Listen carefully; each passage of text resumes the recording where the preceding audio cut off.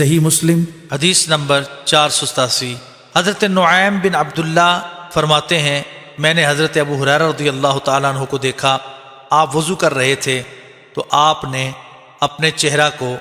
اچھی طرح دھویا، پھر دائیں ہاتھ کو دھویا حتیٰ کہ بازو تک پہنچ گئے،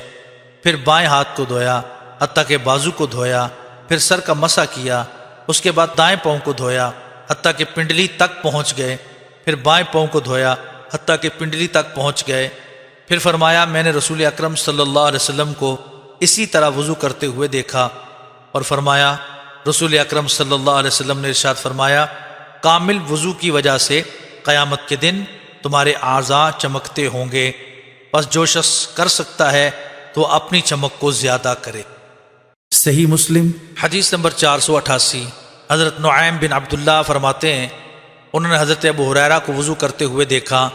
حضرت ابو ہریرہ نے اپنے چہرے اور ہاتھوں کو دھویا حتیٰ کہ قریب تھا کہ کندھوں تک پہنچ جائیں، پھر پاؤں کو دھویا حتیٰ کہ پنڈلیوں تک لے گئے،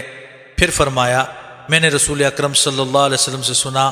آپ صلی اللہ علیہ وسلم نے فرمایا، قیامت کے دن میری امت اس طرح آئے گی کہ ان کی اعضائے وضو چمکتے ہوں گے،